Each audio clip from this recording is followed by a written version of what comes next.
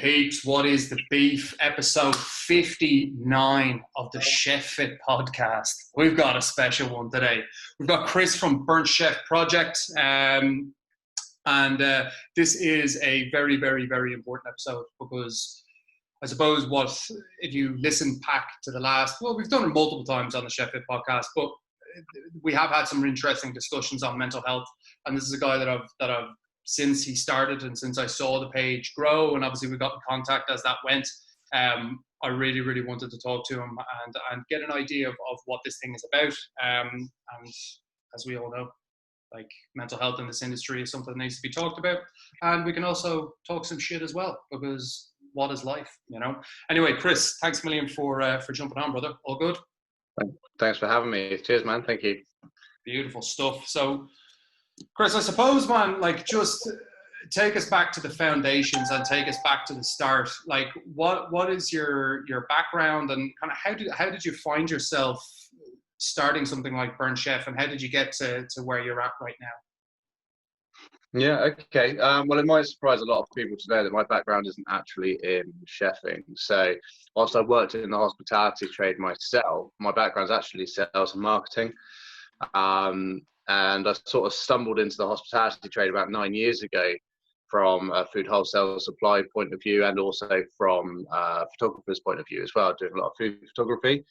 So I sort of fell into this industry almost by accident, although over the course of the last 20 years, I've been working, I've worked in some really busy places as a barman, and I was a bar manager for a brief period of time as well, just sort of moonlighting alongside my normal work. And I got I guess I got a buzz or a thrill from it at that particular time. So, looking back in history, there was always a trajectory into hospitality. And here I am today, basically. So just to give you a bit of background, like, so I still work for a food wholesaler now, and we deal with about sort of 650 restaurants, pubs, care homes, hospitals across the south of the UK.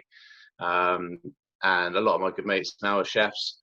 A lot of my network, both mates, clients, all within hospitality now. And I've got a lot of naval and army mates as well. So there seems to be this simile between the sort of people that that I affiliate with. Really, quite tough people. Quite resilient in the face of adversity. So for me, I really feel at home in hospitality. Yeah. Absolutely. Why I wanted to start Burnt Chef Project was I've had a history of mental health issues myself, and the mental health issues have affected me over the last coming on 25 years now. They've affected me throughout the course of my life, but the thing that's really sort of resonated with me and that really stuck with me is the fact that I felt so lonely with them. So, I mean, I'll give you an example. When I was 18, I ended up being quite heavily depressed for about 2 years. I sort of completely lost my trajectory, lost my reason for living, really, to the point where I was having suicidal thoughts. There was a period for about a week I couldn't get out of bed. Every single morning I was just waking up in tears, couldn't physically move, couldn't do anything with my day. And it just, at that particular time, I was like, God, I can't talk to anyone about this. I'm completely alone. Like, no one would know what's going on with this. I'm damaged, I'm broken, I'm not right. And it took me about, eight to 12 months to get out of that hole that I felt like I was in. And that was just through personal resilience. One day I just woke up and I thought, fuck this, I don't want to be like this anymore. I've got to do something about it. And this is really difficult to do so. So I started getting myself out. I started forcing myself into social positions where I was in front of people and had to fight my way out. Started eating better and actually starting to get some exercise as well, because I neglected all of those things. And what I now know is that you sort of end up in a bit of a honeypot. You just keep recirculating those ill mental health vibes if you don't actually look after yourself in other ways as well. 100%. So yeah, I mean, that was my sort of first example of it. Like, the anxiety levels back then, paranoia. No one ever explains to you, like, paranoia. Your parents, when they're teaching you to grow up, they're This is how you look after yourself. This is how you brush your teeth. This is how you wipe your ass. But they never say, oh, by the way, if you think that an entire room of people are all looking at you and all talking about you behind your back, it's normal to feel like that, but you should highlight something else. I would have felt a little more comfortable. But I remember going out to a shopping centre, like a really busy shopping centre, and I couldn't go into the shops. I was frozen. Everyone was looking at me. In the height of my depression, I was highly paranoid as well. That's such a weird feeling. And I came out of that the other side. I was like, right, I'm feeling better. I can feel it behind me still. So, I'm always going to be running from that. But I can't talk to anyone about this. Yeah. Like, who would understand? Like, who would even know or care? I definitely think that at that age as well, it's actually funny hearing you explain that, because you have the exact same fucking background as me. I didn't come from a sales and marketing background. It had always been service industry, but it was obviously majority of my experience was catering, front of house and whatnot. So I'd attest to that. But taking it forward to the mental health thing, nobody tells you when you're that age, you're massively unaware of your emotions and what they actually are, even though you're feeling them at an overwhelming rate. But even I was the same, anxious as a kid and didn't really understand. I knew what that felt like, that paranoia, or people are looking at me, or feeling that conscious, or maybe having periods of darkness without really fully being totally aware of that. And I think that's really important. I suppose it pretty much leads to what you do now, and those experiences give you. It's easy to talk about mental health. And that's why I appreciate, and I mean, what I mean by that is it's easy to talk about other people's mental health. It's not easy to talk about your own. And I do really appreciate your honesty. But it's that experience that then going forward a couple of years then, or whatever amount of years that you've gotten to where you are right now. So as you've experienced all of that early in life, and obviously you go through your career and we get to where we're at, I want to crunch. I don't expect you to have numbers off the top of your head, but I know you've been doing a good bit of research on just statistics that no one really fucking knows in the industry, and things that I've looked into myself about how many chefs are struggling and whatnot. So having gone through what you've gone through and then taking it forward to Burnt Chef Project, what is the landscape of the service industry overall, chefs, front end, whatever it is? What is that landscape in terms of mental health at the moment? It's not pretty reading, to be fair, and I don't think that will take many as a surprise. But obviously, within the hospitality, and this isn't just the UK. Obviously, I did a survey for 1,270 odd recently, which I think is the largest in the UK for quite some time. But this isn't just UK based. This is hospitality across the entire world, because it operates in a similar fashion no matter where you are. And it highlights some pretty dire things, stuff like, for example, over 80% of the respondents that we had said that they had experienced at least one or more mental health issue throughout their career, which is a pretty frank and open numbers. Especially for an industry that doesn't really talk openly about mental health. So that was quite shocking. That's 8 out of 10. That's 4 out of 5 people within an industry which in the UK employs 3.2 million. You're looking at over 2 million people have had at least one instance of ill mental health as a result of working within hospitality. And then on top of that, drilling down even further, 62% of those people had experienced 3 or more issues. Jesus. 3 or more mental health issues within hospitality trade, and that stretches across. The big part of the demographic was chefs. 60% of them were chefs, but that also covers front of house. We had waiters, waitresses, we had bartenders, mixologists, general managers. We had the whole works of the hospitality trade, and then the top number, the fact that many people were suffering from mental health issues within the trade was it's balmy. And that's why the Burnt Chef Project exists, is because at the end of the day, I know how I felt when I was alone. A lot of my good mates I've seen go through breakdown and through burnout, and hit rock bottom and turn to drink and turn to drugs. And I've been in similar situations myself. I thought this shouldn't keep going like this. The hospitality trade is fucking class. It's great. I want everyone to be a part of hospitality. It's such a buzz. You get a great vibe, decent people, real sociable atmosphere. But with 80% of people suffering from mental health issues, you're like, right, okay, now we need to lift the box, start this conversation, and improve it once and all for all. Well, digging a little bit deeper, then, like, as you think, because that is a fucking staggering number. Like 4 out of 5 people is, it's pretty mental. And you're always going to have one outlier who's like, oh, well, that's not me. Like, I'm fine, whatever. But you are, like, 4 out of 5 people is crazy. So digging into that a little bit, trying to unpack like what hospitality, like, it's a strange industry to work in because there is such an amazing rush from just being, like, whether that be going through service or whatever, interacting with people, and there is a great social aspect to it, but the problem remains. So if we dig a little bit deeper, why do you think that number is so high? Like, why do you think we're dealing with such a serious problem? Well, to be completely honest with you, it's because the industry has been left unchecked for such a long period of time. Like, chefs are still working to the Escoffier system, which has been around for fucking decades now.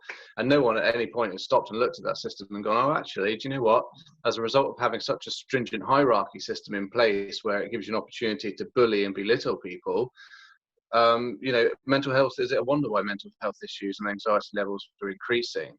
The hospitality trade by its very nature is a high stressed industry. It's very fast paced. It's very highly pressured, and it's not made any easier by the fact that a lot of business owners are operating on only 2 or 3% net profits at the end of the year. So there isn't really much movement in terms of being able to say, oh, do you know what? We've made a 50% profit at the end of the year. We're going to reinvest into our staff.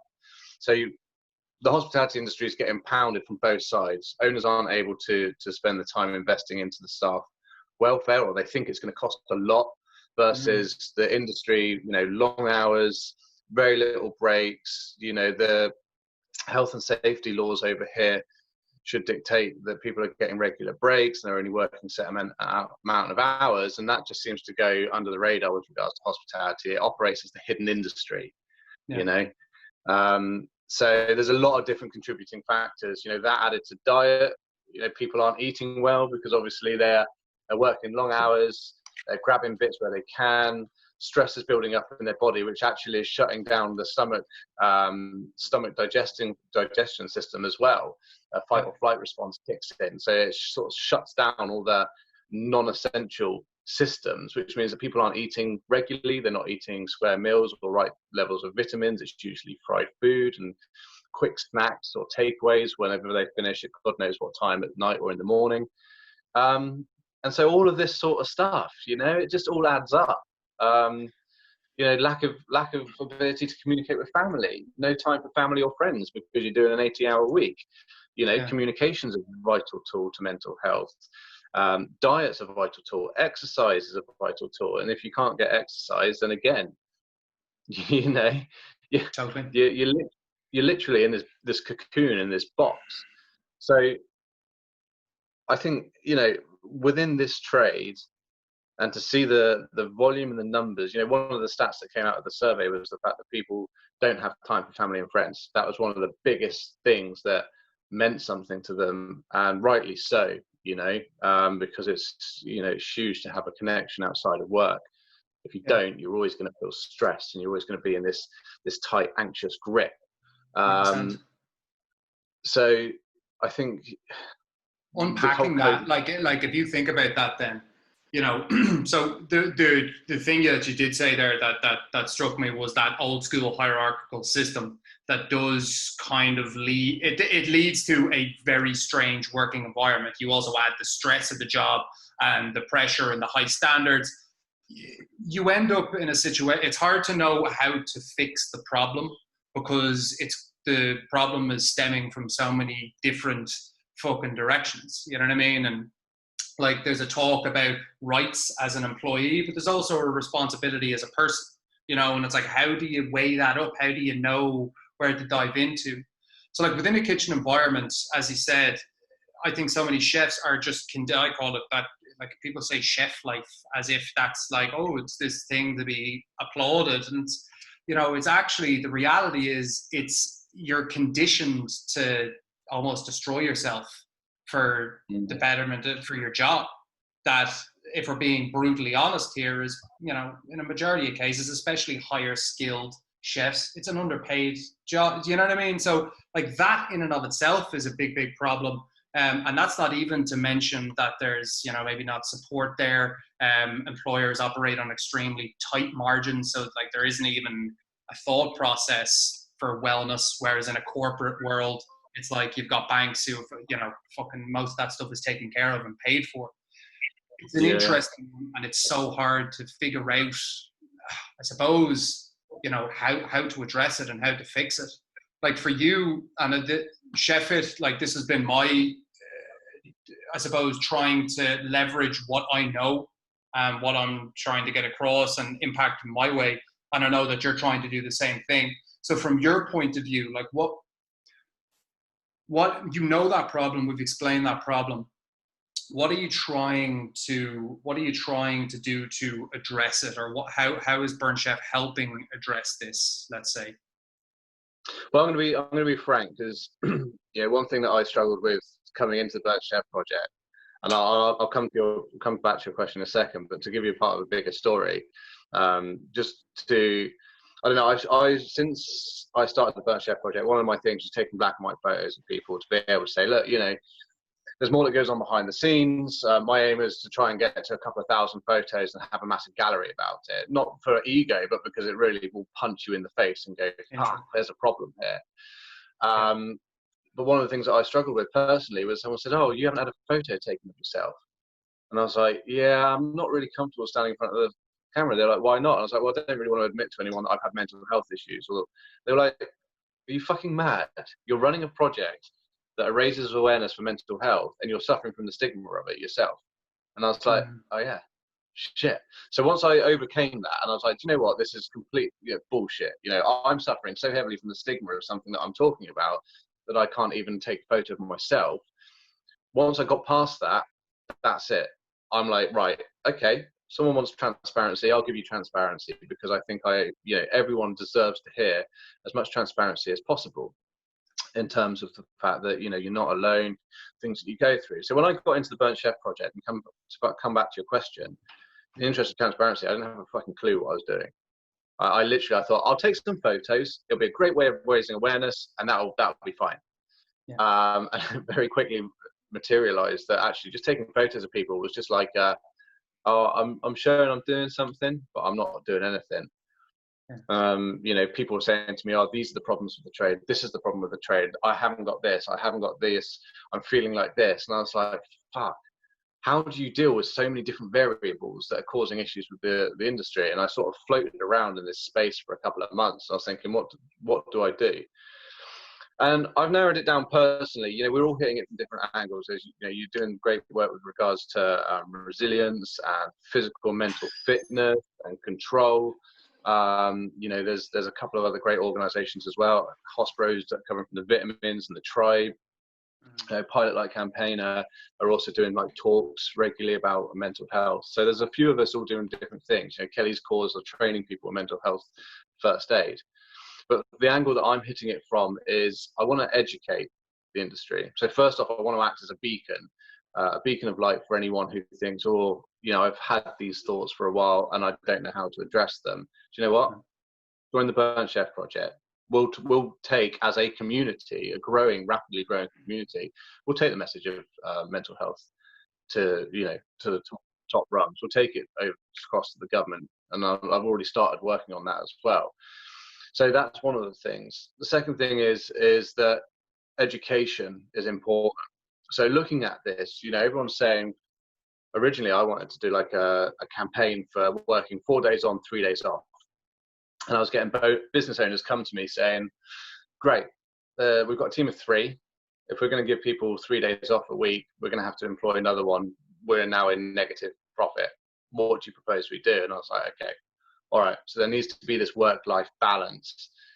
But I think from my perspective, and I'm doing a diploma at the moment in stress reduction management and how to train people. And as I'm starting to look at this, I'm thinking, actually, we need to be educating employers about what they can do that isn't going to cost money, that's going to improve the relationship between them and their employees, and also improve their mental health and employee efficiency as well.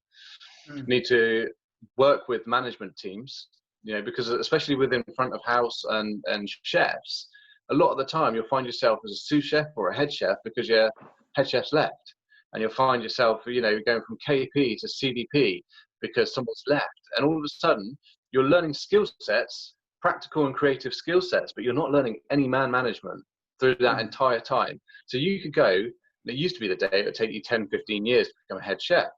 Now, you could become a KP and a head chef within 2 years. And all that time, no one sat down with you and taught you how to manage people and to have an open conversation with people and to listen to them as well.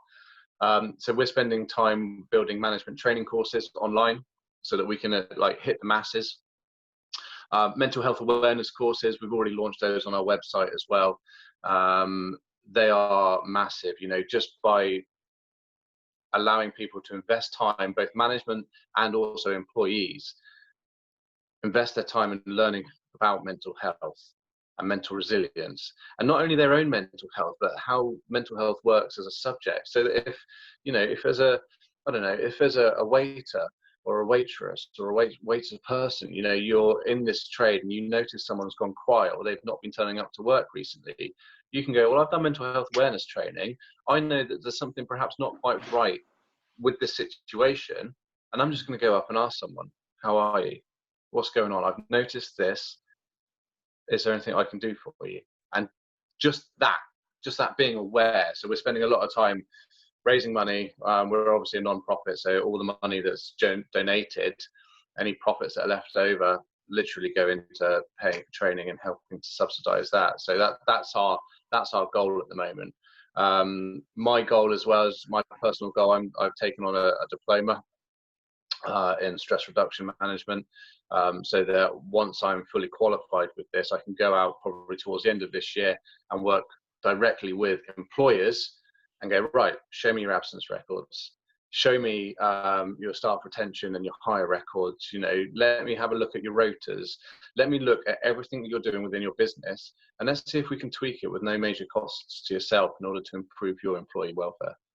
But also to jump in on that, what we've also got to understand is, maybe there is employers that listen to the podcast, you might see this, and from an employer's point of view, you put yourself in their shoes. It's like, oh, well, I can't afford to do this, or this is going to be more of a hassle. The facts remain. I think it's it's either 10,000 or 20,000 chefs leave the trade annually in the UK alone, which is a pretty staggering number of people, and that's just as chefs. Retention of staff, and that's walking away from the trade. That's not just turnover. That's literally leaving the trade completely, because they don't want to do it anymore.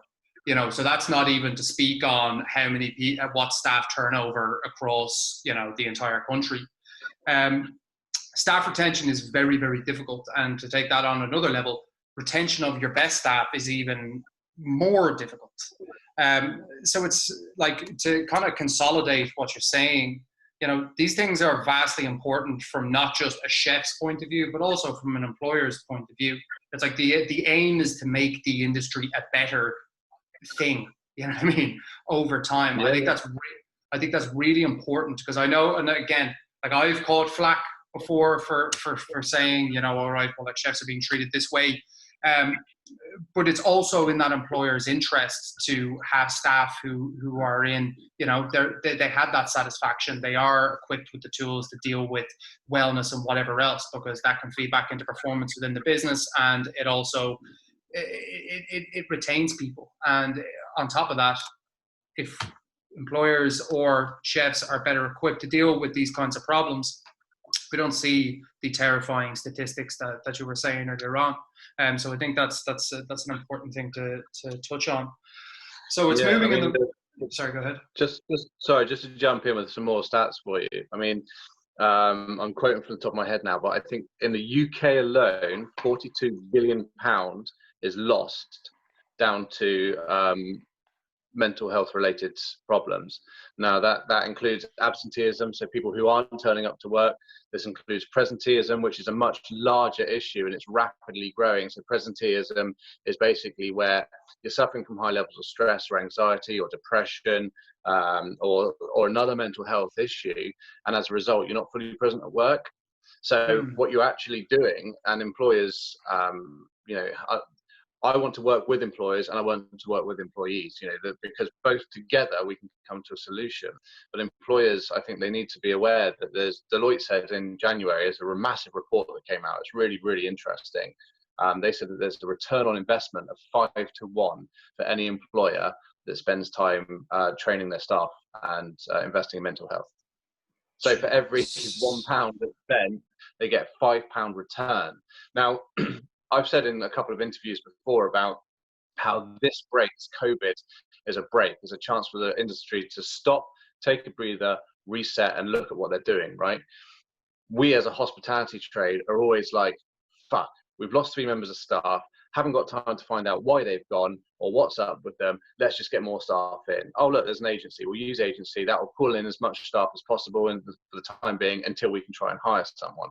Now, the cost of that entire process is monumental. And that's not even taking into account the fact that you've lost a member of staff who's been with you for 4 years and been loyal and just suddenly left and you don't know why.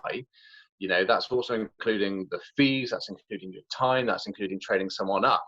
Now, what happens if we could say, well, actually, let's bring that process back to square one again.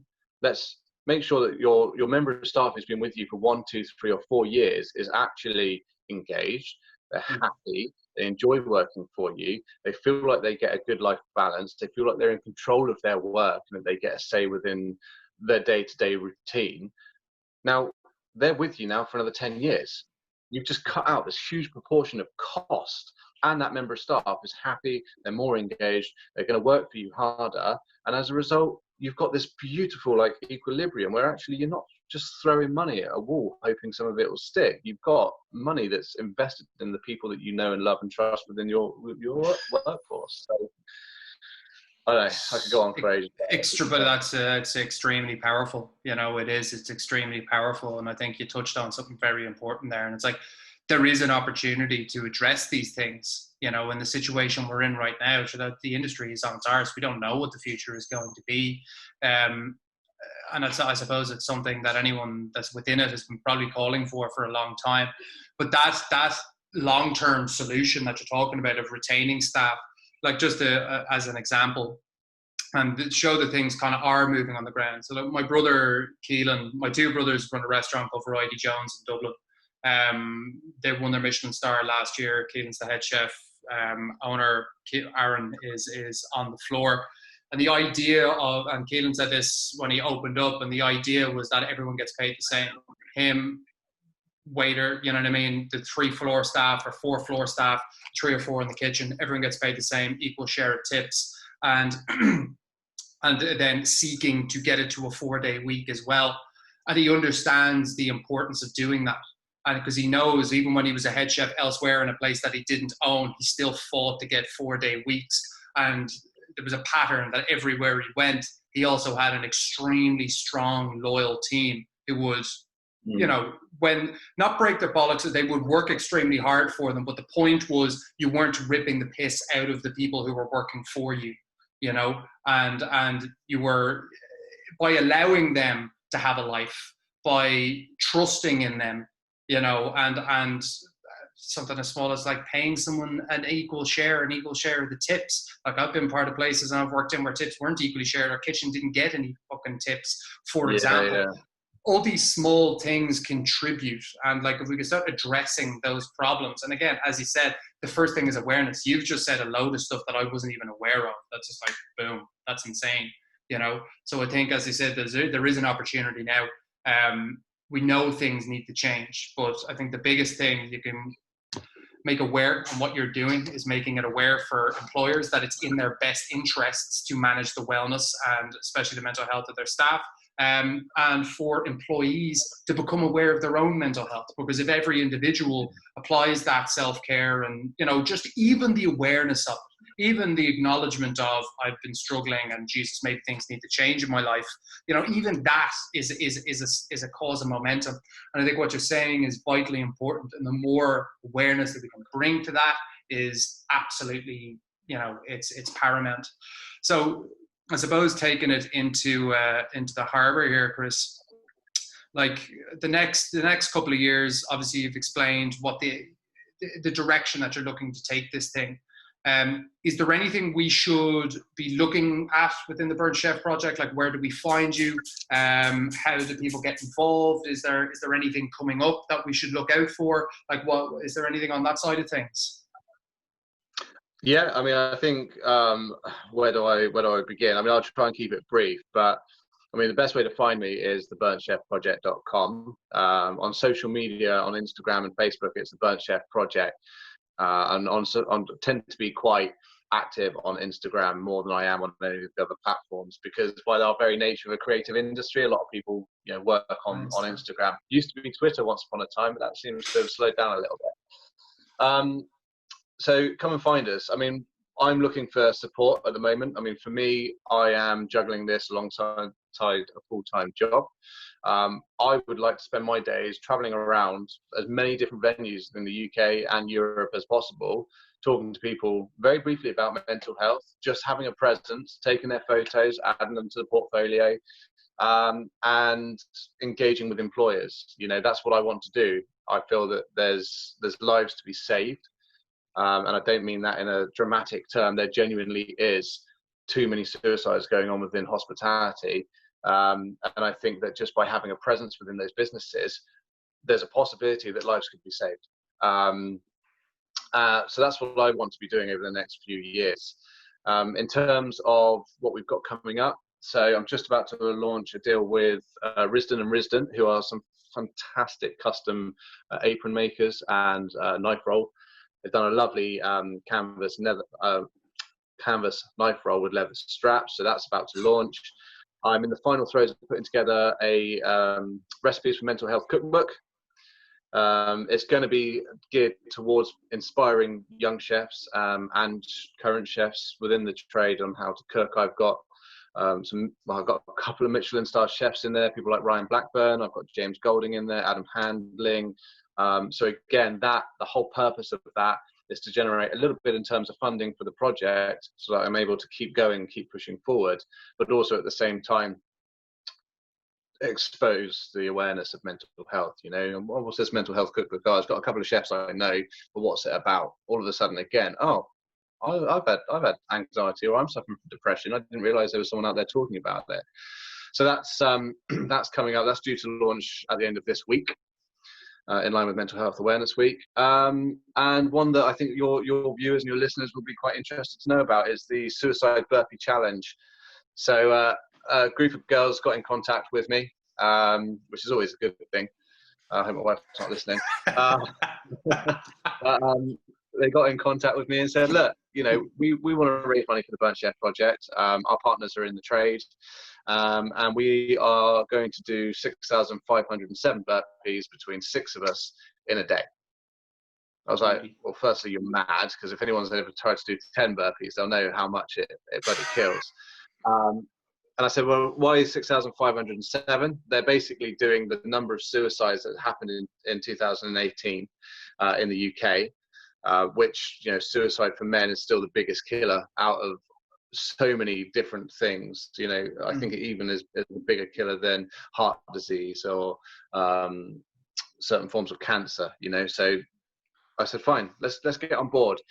So what we're doing at the moment is we're generating awareness for this. They're going to be doing those burpees on Monday. So over in the UK, it's a bank holiday Monday. So we'd like people to go across to our GoFundMe page and donate what you can, in order to basically spur these girls on to get that many. That's like 1,100 burpees each these girls are going to have to do in the space of a day.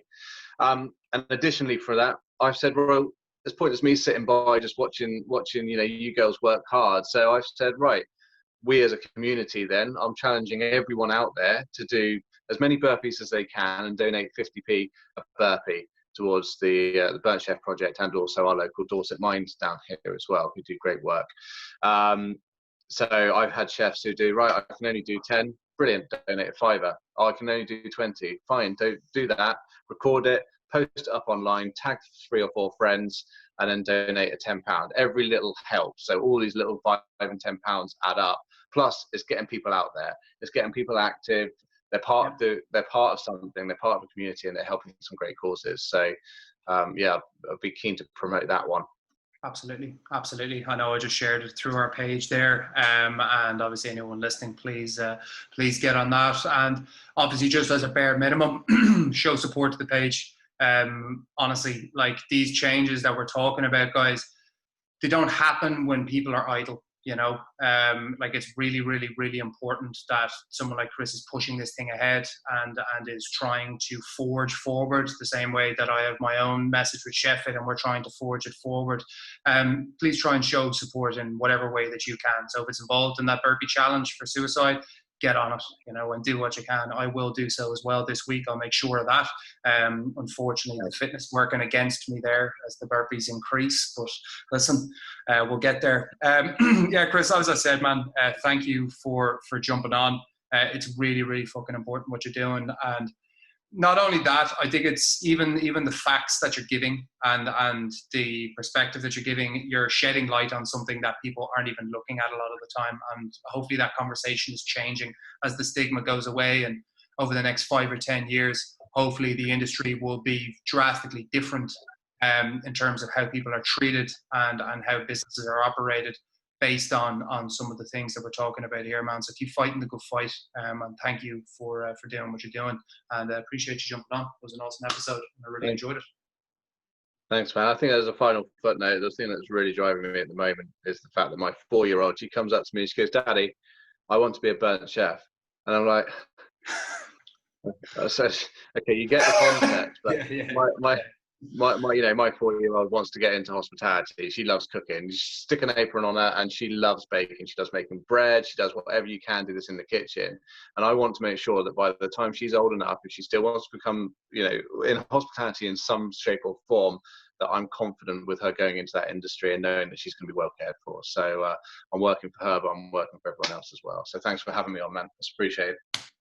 Big time, legend. Appreciate that, bro, and I will catch you soon. Guys, that is our episode for today. Like and subscribe to the channel. Check out Burnt Chef Project. Make sure you follow them on all social media platforms. And please, for the mother of God, if you have a friend, which I guarantee you that most people in this industry do, whether you suffered yourself or you know somebody who suffered or you're aware of someone who's suffering, share the episode with them on social media. Tag a friend, get it around. As I said, support is whatever way you can. Always much appreciated. Guys, thank you so much. That's our episode for today. Kris, thanks, bro. And I will catch everyone very soon. Yeah!